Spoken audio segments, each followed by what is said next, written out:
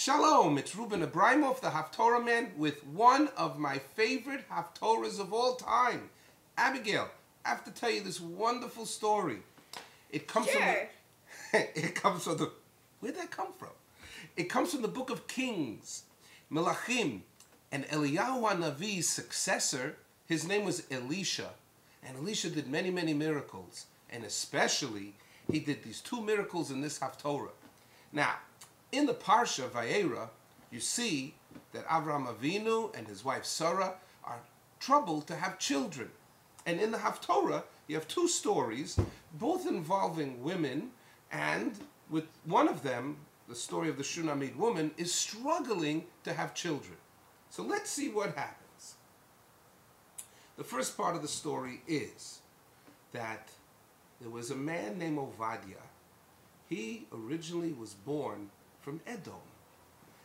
Ovadia, Eved of Hashem, in modern times is Abdullah, Ovadia. And he converted from an Edomite to Judaism.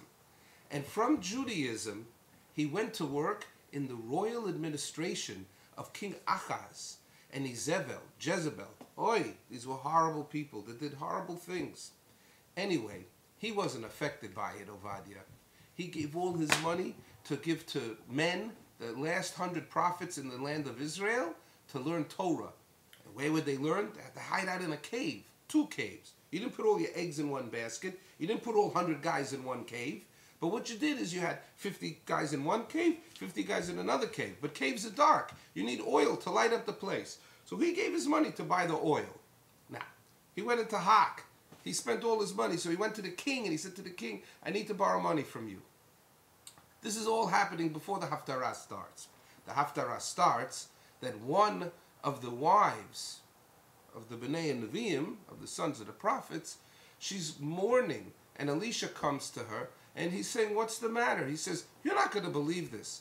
I'm a widow. My husband passed away and leaves me with 2 children, and I hear that the king wants to come, the son of Achav and Izebel, want to come and take my children because I cannot pay back the loan that he gave my husband. First of all, if you know Jewish law, that's not the Jewish law that you take the children instead of the loan. But things were so corrupt in those days, the king did whatever he felt like doing. He didn't even keep the halakha. He didn't even keep the law. So what does the Navi say? Elisha says to the woman, listen, what do you got in this house that's valuable? She says, don't you understand? I'm broke. I got nothing left. I only got like a drop of oil left. He goes, ha-ha! Bring that drop of oil in this little bakbuk, and then I want you to bring any other pot, pan, vase, any vessel you can find, even take from your neighbors, and let me take care of everything. She listens to him. He goes and he closes the door.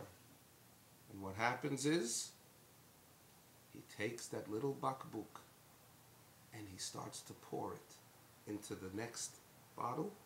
And what comes out from this one drop is 1 drop, another drop, 3 drops, pouring oil out.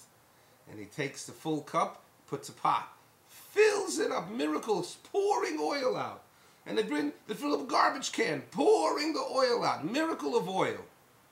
And then suddenly this lady ran out of things to pour oil into. So the miracle was over. She had plenty of oil. She paid back the king, and she lived as a wealthy woman for the rest of her life. So this is a fantastic miracle that we saw with Elisha and this woman. Part 1, not enough. Part 2, the story of the Shunammite woman.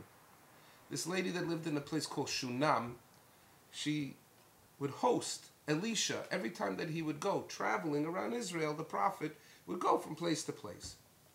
He comes to, excuse me, we have a lighting issue. Can you just hold it straight at me? Thank you. Too bright. Too bright. Thank you. Now, child labor laws. That's my daughter. She's 9 and a half. Hi, people of Earth. Thank you. Okay, but seriously, here we go, part 2.